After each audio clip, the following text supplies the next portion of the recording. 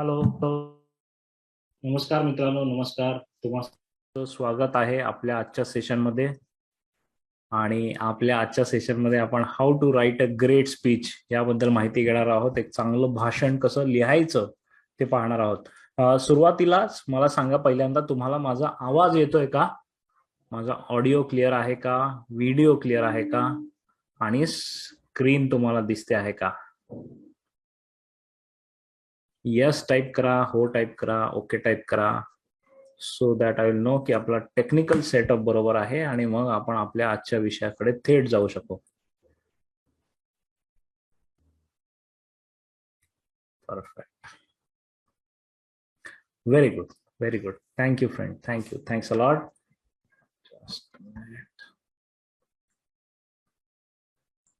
So आज सुट्टीचा दिवस आहे, तसं गोपाळकालाची सुट्टी आहे आणि सुट्टीच्या दिवशी पण तुम्ही काहीतरी शिकण्यासाठी आलात, त्याबद्दल सगळ्यात पहिल्यांदा धन्यवाद. आणि आपण एक वेगळा विषय घेऊन आलेलो आहोत थिंक स्मार्ट मध्ये. त्याच्यामध्ये आपण मागचा जो एपिसोड बघितला होता त्याच्यात आपण सभेमध्ये बोलताना जी भीती वाटते ती भीती कशी घालवावी याबद्दल शिकलो, आणि आता आपण स्पीच कशी तयार करावी याबद्दल शिकणार आहोत, आणि पुढे आपण ती स्पीच डिलिव्हर कशी करावी याबद्दल आणखी 2 सेशन घेणार आहोत. तर मित्रांनो, सुरुवातीलाच तुम्हाला एक प्रश्न विचारायचा आहे की तुमच्यापैकी किती जणांनी ऍक्च्युली स्टेजवर उभं राहून भाषण केलेलं आहे आतापर्यंत? केलं असेल तर यस लिहा, केलं नसेल तर नो लिहा.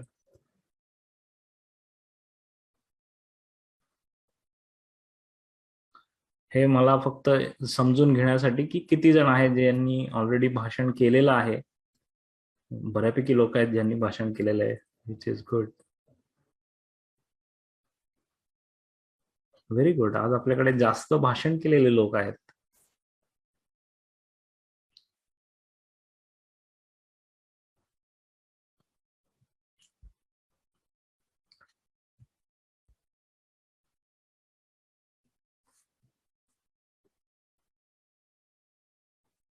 ओके. ओके. ओके. ठीक आहे, काही हरकत नाही. काही यस आहेत, काही नो आहेत. नेहमीप्रमाणे मिक्स पॉप्युलेशन आहे आपल्याकडे. काही लोकांनी भाषण केलंय, काही लोकांनी बिलकुल केलेलं नाहीये. काही हरकत नाही. आज आपण स्टेप बाय स्टेप स्ट्रक्चर शिकणार आहोत की कशा प्रकारे आपण एक चांगलं भाषण लिहू शकतो. लिहिणं फार महत्वाचं आहे. बऱ्याच जणांना वाटतं की मी एवढा जबरदस्त स्पीकर बनेन की माझ्यासमोर माईक धरला की मी धाड धाड धाड धाड बोलेन. आणि बऱ्याच वेळा असं होतं, काही लोक एवढे चांगले वक्ते पण असतात, पण चांगला वक्ता असला म्हणून चांगलं भाषण होतं असं नाही. हा फरक पहिल्यांदा सुरुवातीलाच आपल्याला समजून घेतला पाहिजे. चांगला वक्ता खूप चांगलं बोलतो, पण चांगलं भाषण हे समोरच्या व्यक्तीला काहीतरी करायला प्रवृत्त करतं. नुसतं खूप चांगलं बोलणारा माणूस कामाचा नाहीये. तर जे तुम्ही बोलताय, जे कंटेंट आहे ते समोरच्या व्यक्तीपर्यंत पोहोचणं गरजेचं आहे. त्याला ते आवडणं, पटणं, त्यातून ऍक्शन घेणं हे महत्वाचं आहे. आणि म्हणून बऱ्याच वेळेला चांगलं भाषण म्हटलं लोक चांगलं बोलण्यावर फोकस करतात, पण त्याच्यामुळे हा जो बेसिक मुद्दा आहे, कोर कंटेंट जे आहे ते मागे कुठेतरी राहून जातं. आणि म्हणून मी प्रत्येकाला सांगतो, आणि मी स्वतः देखील हे करतो, की माझं भाषण मी आधी लिहितो. एकदा नाही तर 10दा लिहितो. ते काय प्रोसेस आहे त्याची ते आज आपण बघणार आहोत. जे मी प्रॅक्टिकली करतो ते मी तुम्हाला आज शिकवणार आहे. सो मित्रांनो, are you ready? Are you ready to learn this new topic, how to write a great speech? एक चांगलं भाषण लिहायला कसं शिकणार, कसं लिहायचं हे आपण आज शिकणार आहोत. तुम्ही तयार आहात का? तयार असाल तर रेडी टाईप करा.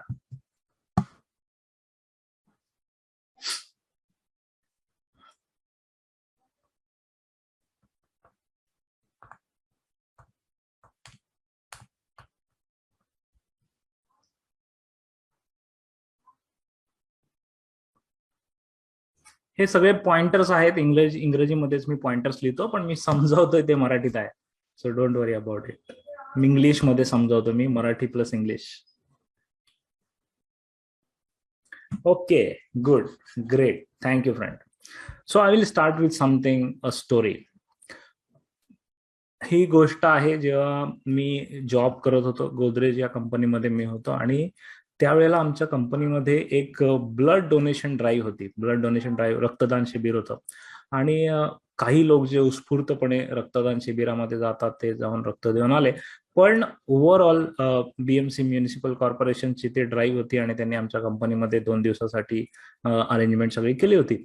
आणि ओव्हरऑल रिस्पॉन्स जसा यावा, कारण गोदरेज कंपनीमध्ये असे 5-6 हजार लोक तिथे कामाला असतात, तर त्या मानाने तितकासा रिस्पॉन्स नव्हता.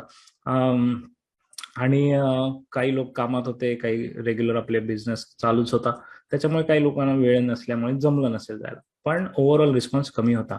आणि त्याच्यानंतर एक आम्हा सगळ्यांना डिपार्टमेंट टू डिपार्टमेंट एक माणूस येऊन भेटायला लागला आणि तो आम्हाला ब्लड डोनेशनसाठी जा हे सांगायला लागला. पण हे सांगण्याची त्याची पद्धत जी होती ती अतिशय वेगळी होती. आणि त्या माणसाने सगळ्यांना जमा केलं एकत्र, एक एक 25-30-50 लोक जमा झाल्यानंतर तो एक स्टोरी सांगायचा. आणि ती स्टोरी हार्डली 5 मिनिटाची होती ती. तो काय फार वेळ तिथे थांबायचा नाही. पण एका लहान मुलीची, जिला सतत ब्लड रिप्लेसमेंट करायला लागायची तिच्या आजारामुळे, त्याच्यामुळे तिला सतत दर आठवड्याला, दर 8-10 दिवसांनी तिला तिच्या शरीरातलं रक्त बदलून घ्यावं लागायचं. आणि तिची स्टोरी त्याने सांगितली आणि ती सांगण्याची पद्धत, तिचं ऍक्च्युली तिचं नाव, तिचं वय, ती कुठे राहते, या सगळ्या गोष्टी तो सांगत होता. आणि ते ऐकल्यानंतर मग आपसुकच लोकांना इम्पॉर्टन्स कळली आणि ते जायला लागले. आणि अचानक मग तो फ्लो ब्लड डोनेशनसाठी येणाऱ्या लोकांचा फ्लो एवढा वाढला की तिकडे रांगा लागल्या. आणि देन आय रिअलाइज की असं का झालं, की त्याने तर फक्त 5 मिनिटांमध्ये हे एक स्टोरी सांगितली, त्याने एक भावनिक आवाहन केलं होतं. आणि त्यावेळेला मला पब्लिक स्पीकिंगची खरी पॉवर समजली. तो व्यक्ती बीएमसी मध्ये काम करणारा होता, हॉस्पिटलचा ब्लड डोनेशन, मला त्यांचं नाव माहिती नाही आहे, क्वाईट सिनियर फेलो. पण ज्या एनर्जीने आणि ज्या आत्मीयतेने ती स्टोरी ते प्रत्येक वेळेला दर 25-30 माणसाने ते सांगत होते. सो एका डिपार्टमेंटमध्ये गेले, तिथल्या लोकांना जमा केलं, पुन्हा पुढच्या डिपार्टमेंटमध्ये गेले, तिथल्या लोकांना जमा केलं. सो अशी ती स्टोरी मे बी दिवसभरात त्यांनी 25-30 ग्रुप्सना सांगितली असेल, पण ती सांगण्याची एनर्जी, सांगण्याची पद्धत अमेझिंग होती. आणि this is the power of public speaking. Public स्पीकिंगमुळे असं म्हणतात ना, वक्ता दशसहस्त्रेषु, म्हणजे एक वक्ता, एक चांगलं बोलणारा व्यक्ती किंवा एक चांगलं भाषण हे 10,000 सैनिकांना पुरून उरेल इतकं प्रभावी असतं. तर पुढचा प्रश्न मला तुमच्यासाठी आहे की तुमच्या माहितीतला चांगला स्पीकर कोणता, तुम्हाला आवडणारा? मला बघायचंय की तुम्हाला कोणते कोणते स्पीकर्स आवडतात. चांगला वक्ता, चांगला स्पीकर किंवा चांगलं भाषण तुम्ही आतापर्यंत ऐकलेलं कोणतं आहे? Okay, Sandeep Maheshwari, very good. Sudha Murthy, Narendra Modi, sister Shivani, very good. Raj Thackeray, Narendra Modi, Shivaji Bhosale, very good. Hari Narke sir, Obama, wow. Rajiv Dixit, Nitin Gadkari, Shivajirao Bhosale, very good. अरे वा, बऱ्याच जणांनी शिवाजीराव भोसलेंचं नाव घेतलंय, quite surprising. Gaur Gopal Das, very good. Amitabh Bachchan, Atal Bihari Vajpayee, Yashwant Patne, Narendra Modi, Jaishankar, Rajivji, Balasaheb Thackeray, very good, very good. Fadnavis, very good. Sandeep Maheshwari नाव आलंय. Shivajirao Bhosale, but not heard. Okay. अरे, शिवाजीराव भोसले यांचं ऐकण्याची गोष्ट आहे, वाचण्याची गोष्ट नाही आहे. Very good, super super, great. Thank you for all this. म्हणजे मला असं वेगळंच काहीतरी नाव येतं का बघायचं होतं, वेगळंच काही नाव नाही आलं. हे नेहमीची आपली नावं आहेत ती आलेली आहेत. सो मित्रांनो, तुम्हाला काहीतरी स्पेसिफिक त्या व्यक्तीबद्दल किंवा त्या भाषणाबद्दल काहीतरी आवडलं असेल, पटलं असेल. आत्ता आपण जे स्ट्रक्चर बघणार आहोत, ते स्ट्रक्चर बघत असताना तुम्ही तुमचं जे आवडतं भाषण किंवा आवडता व्यक्ती जे आहे त्याच्याशी रिलेट करायचंय. ओके, मी तुम्हाला एक एक उदाहरण नाही सांगणार आहे, कारण तुमच्या प्रत्येकाच्या मनात एक उदाहरण आहे. मी जे तुम्हाला सांगणार आहे ते तुम्हाला त्यांच्याशी जोडून बघायचंय की हे करतात की नाही करत. काही लोक काही स्टेप्स करत असतील, काही लोक काही स्टेप्स नसतील करत. ओके, सो म्हणून मी तुम्हाला हे सुरुवातीलाच एक प्रायमिंग म्हणून दिलेलं आहे की आपल्या डोक्यामध्ये एक आपण आदर्श स्पीकर ठेवूया आणि तो ह्या फॉलो करतो का स्टेप्स, आणि त्याच्या स्पीच मध्ये काय असं आहे जे चांगलं आहे, काय असं आहे जे आपल्याला घेता येईल. ओके, सो असे कम्पॅरेटिव्ह स्टडी आपण करणार आहोत. ओके, सो आत्ता आपल्या विषयाला आपण सुरुवात करतोय. सुरुवात करण्याच्या आधी क्विकली मी एक माझं इंट्रोडक्शन देतो. आणि त्याच्यानंतर थेट विषयाकडे जातो. आय होप तुम्हाला स्क्रीनवर दिसते. मी थोडं मोठं करतो. माझं नाव Salil Sudhakar Chaudhari. Netbhet e learning solutions या मराठीमधून ऑनलाईन शिक्षण देणाऱ्या संस्थेचा मी फाउंडर आहे, संस्थापक आहे. मित्रांनो, नेट भेट या नावामध्येच आहे सगळं. जसं आपण आत्ता नेटवर भेटतोय, जसं आपण आत्ता ऑनलाईन भेटतोय, तर त्याच प्रकारे नेट भेटच्या माध्यमातून ऑनलाईन शिक्षण जास्तीत जास्त लोकांपर्यंत पोहोचवण्याचा आमचा प्रयत्न असतो.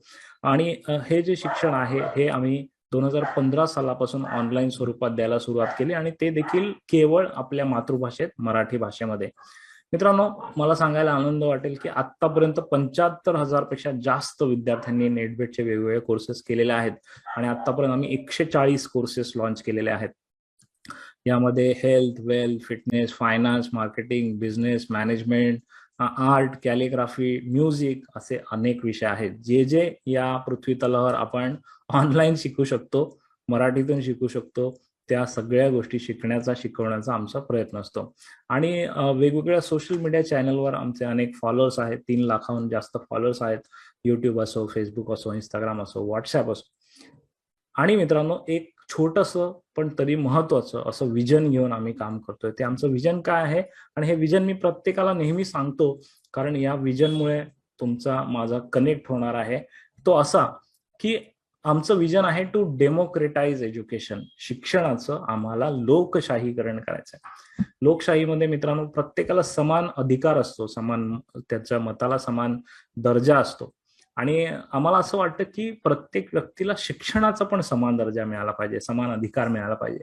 कुणी असं म्हटलं नाही पाहिजे की मी गावामध्ये राहतो म्हणून मला चांगले शिक्षक मिळत नाहीत. कुणी असं म्हटलं नाही पाहिजे की माझ्याकडे पैसे नाहीत म्हणून मला चांगलं शिकता येत नाही. कुणी असं म्हटलं नाही पाहिजे की मला इंग्रजी येत नाही म्हणून मला चांगलं शिक्षण मिळत नाही. सो थोडक्यात काय, की तुम्हाला ज्या भाषेत कळेल, तुम्हाला जिथे राहून शिकता येईल, तिथे तुम्हाला ते शिकता आलं पाहिजे. आणि मग मी नेहमी सांगतो असं की तुम्ही भले आंबेगावात असा, अंबरनाथमध्ये असा, एम्स्टरडॅम मध्ये असा, किंवा अमेरिकेमध्ये असा, जगाच्या पाठीवर कुठेही असाल, आणि तुमच्या हातात एक स्मार्टफोन, इंटरनेट कनेक्शन असेल, तर तुम्ही तुमच्या मनाला येईल ते गोष्ट शिकू शकता. तुमच्या वेळेनुसार शिकू शकता. पहाटे 5 वाजता, रात्री 12 वाजता, तुम्हाला जेव्हा सवड असेल, तुम्हाला जेव्हा आवड असेल, त्यावेळेला तुम्ही शिकू शकता. आणि हे आहे शिक्षणाचं लोकशाहीकरण. हे सगळे विषय जे आम्ही तुमच्यापर्यंत घेऊन येतोय, अनेक विद्यार्थी ते शिकतायत, अनेक वयोगटातले विद्यार्थी ते शिकत आहेत. अगदी 8 वर्षापासून वय वर्ष 80 पर्यंत आमचे वेगवेगळे विद्यार्थी आहेत. सो मित्रांनो, हे नेटभेटचं काम आहे, आणि शिक्षणाच्या क्षेत्रात बरंच काही करायचं आहे. ही तर केवळ सुरुवात आहे. तुमचा त्याच्यासाठी सपोर्ट असणं गरजेचं आहे, आणि मुख्य म्हणजे कनेक्ट असणं गरजेचं आहे. कारण जे काही काम आम्ही हे नेटबेटच्या माध्यमातून करतोय, ते तुम्हाला पटतंय का, कनेक्ट होतंय का, आवडतंय का? आवडत असेल तर कमेंट्स मध्ये कनेक्ट असेल या. तुमचा माझा कनेक्ट झाला की मला एक वेगळी ऊर्जा मिळते, आणि मला पुढचं सेशन घेऊन जाण्यासाठी खूप मजा येते. सो तुमचा माझा कनेक्ट होत असेल, तुम्हाला आमचं काम आवडत असेल, तर कनेक्ट असं कमेंट मध्ये टाईप करा.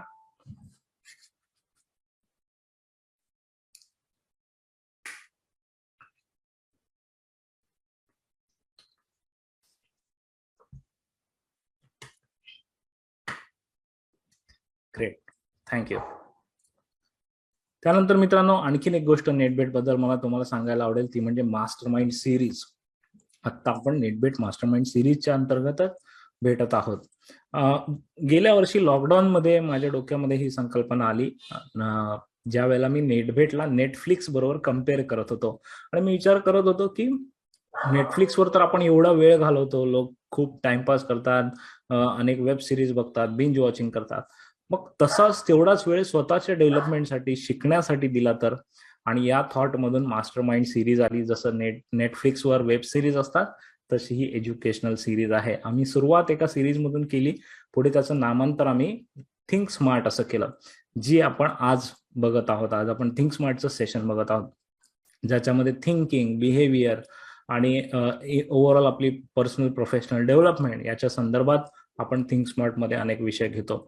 टेक स्मार्ट ही जी दुसरी सिरीज आहे, ती त्याच्यामध्ये नावाप्रमाणेच टेक्नॉलॉजी, आपण शिकवतो, ज्याच्यामध्ये अनेक वेब ऍप्स असतील, सॉफ्टवेअर्स असतील, ऍप्स असतील, जे आपलं दैनंदिन आयुष्य खूप चांगलं करू शकतात, पण केवळ आपल्याला माहिती नाहीये म्हणून आपण त्याचा फायदा घेत नाही. टेक्स्मार्ट मध्ये आपण असे अनेक टूल्स शिकतो. पुढची कॅटेगरी आहे मनी स्मार्ट, ज्याच्यामध्ये आपण पैशाशी संबंधित अनेक गोष्टी शिकतो. पैसा कसा कमवावा, कसा वाढवावा, कसा टिकवावा, कसा गुंतवावा, कसा वापरावा, या गोष्टी आपण मनी स्मार्ट मध्ये शिकतो. त्यानंतर पुढची सिरीज आहे बिझ स्मार्ट. बिझ स्मार्ट मध्ये आपण बिझनेस कसा सुरू करावा, कसा वाढवावा, marketing, management, business development, sales, planning, या सगळ्या गोष्टी आपण त्याच्यामध्ये शिकतो.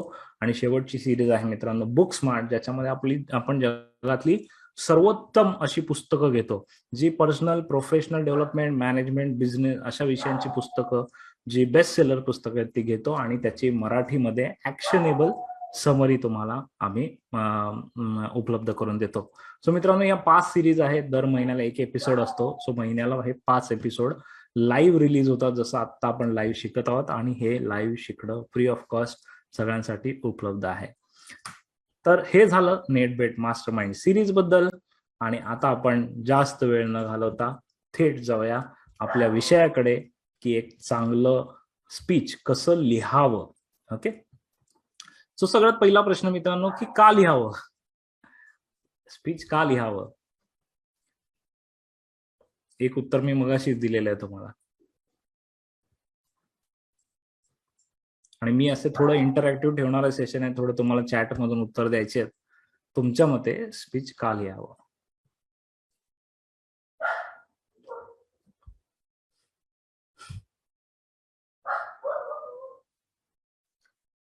मुद्दा पटवून देण्यासाठी, चांगले विचार लोकांपर्यंत पोहोचवण्यासाठी, प्रिपरेशनसाठी. Very good.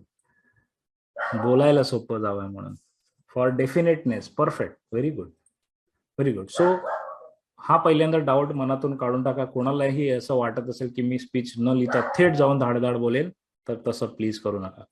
स्पीच लिहा, तुमचे विचार पेपरवर उतरवले तर त्या प्रोसेसमध्ये बरीच आपल्या थॉटमध्ये क्लॅरिटी येते. सगळ्यात पहिल्यांदा तुम्ही जर प्रिपेअर होऊन गेलात, एक तुम्ही स्पीच बनवली, त्याचं प्रिपरेशन केलं, तर भीती वाटत नाही स्पीच देताना आणि एक चांगला लॉंग लास्टिंग इम्पॅक्ट राहतो. तुमचे जे विचार आहेत ते विचार माइंड मॅप सारखे असतात. हा आता तुम्हाला स्क्रीनवर दिसतो ना, हा माइंड मॅप आहे. तिथे एकाला बटनाला क्लिक केलं का अजून 4 शाखा उघडतात, अजून त्याला क्लिक केलं का अजून 4 शाखा उघडतात. सो आपलं माइंड आहे ना, हे असंच काम करत आहे. आणि म्हणून जर तुम्ही थेट बोलायला गेलात तर तुमच्या डोक्यात एक विचार येईल, ते बोलता बोलता तुम्हाला दुसरा येईल, तिसरा येईल आणि तुम्ही वाहवत जाल.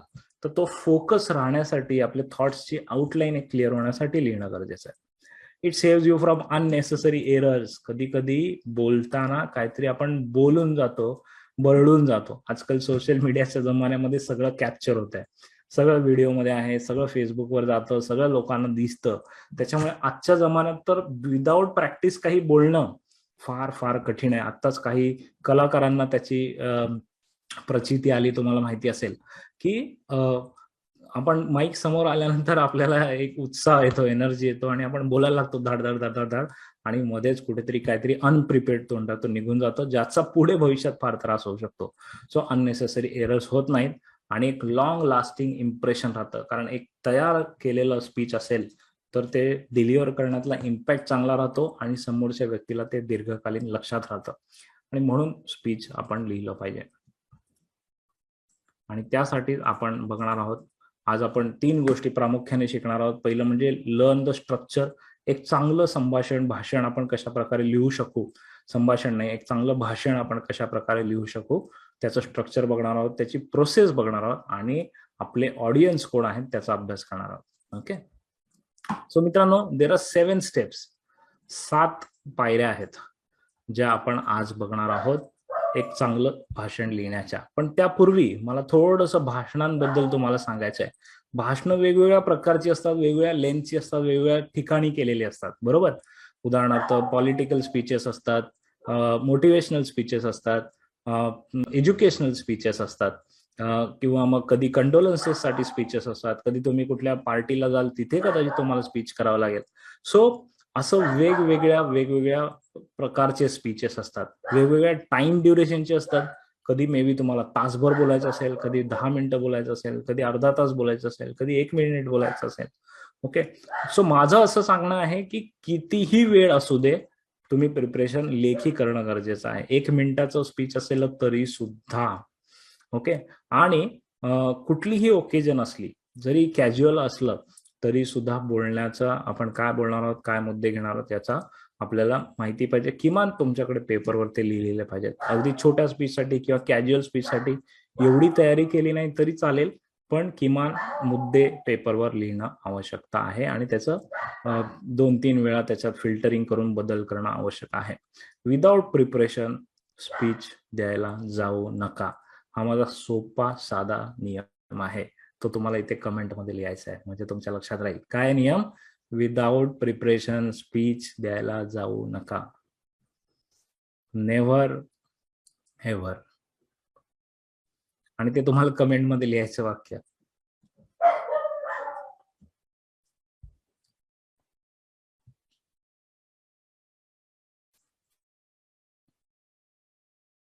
Quickly, I am waiting for you.